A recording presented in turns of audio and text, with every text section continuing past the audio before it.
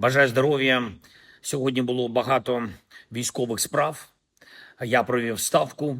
Ключове питання – комплектація наших бригад, забезпечення всім необхідним. Окремо ще говорив з міністром оборони України, з головкомом, керівником Генштабу. Детально ми готуємо наші пропозиції щодо контингентів партнерів, які можуть стати частиною нової архітектури безпеки. Фактично, це одна з гарантій безпеки для України.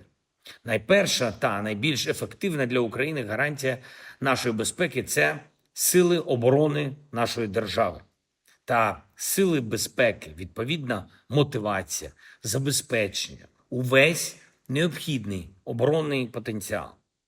І саме з цього і виходимо. Українська армія має бути достатньо сильною, і на цьому фундаменті вся інша архітектура безпеки. Вже днями відбудеться зустріч в п'ятницю з представниками держав-партнерів. Це будуть військові представники. Зустріч, щоб обговорити спільний підхід до питання про контингенти.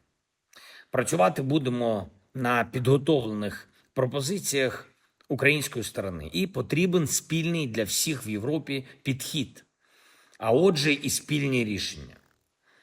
Також міністр оборони України доповів сьогодні про контакти з нашими партнерами, зокрема з американською стороною. Ми передали всю необхідну інформацію про російські порушення щодо енергетики. Були удари, і сьогодні знову був удар в Херсоні, застосування російського дрону по об'єкту енергетики, по обладнанню абсолютно свідомо та цілеспрямовано. Частина міста залишалась без електрики. Ми наполягаємо на тому, що кожне таке порушення має бути зафіксовано і отримати відповідь від наших партнерів. Саме з таких маленьких деталей складаються великі затримки Росією дипломатичного процесу. Безумовне припинення ударів, яке запропонувала Америка, і зараз не реалізовано тільки через позицію Росії. Провів сьогодні кілька міжнародних зустрічей. Міністр закордонних справ Литви, я подякував за надану Україні підтримку, і це дуже принципова підтримка від перших хвилин повномасштабної війни. Підтримка зброєю, економічна підтримка, політична. Є нові системи ППО від Литви, 6. Дуже дякуємо вам.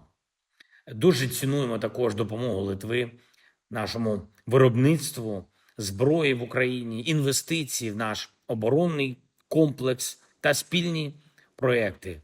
Вони надзвичайно важливі. Цінуємо і підтримку у відносинах з іншими партнерами, зокрема в Європейському Союзі. Сьогодні ж зустріч з міністром закордонних справ Німеччини. Німеччина – це один з найбільших наших друзів в сенсі підтримки, протиповітряна оборона, зброя, фінанси. Ми в Україні разом з Німеччиною врятували тисячі і тисячі життів. Є сьогодні новий пакет підтримки – 130 мільйонів євро. І загалом цього року Німеччина дає сильну підтримку. Німецька підтримка для України становитиме 7 мільярдів євро.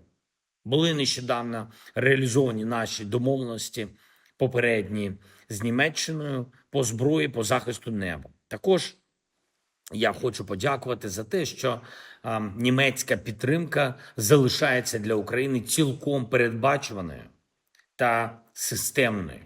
Стабільність підтримки – це один з ключових факторів в захисті від російської агресії.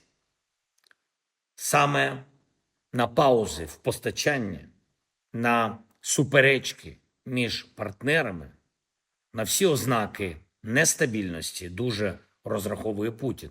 Він вірить в те, що єдність у захисті життя не збережеться. І тому так важливо робити все, щоб зберегти єдність зберегти конструктивну роботу з усіма партнерами.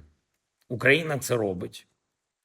І ще одне, майже щодня укази для відзначення наших воїнів державними нагородами. І сьогодні я підписав такий указ: 449 воїнів Збройних сил України відзначені орденами та іншими нагородами. Із них 179 воїнів, на жаль, посмертно.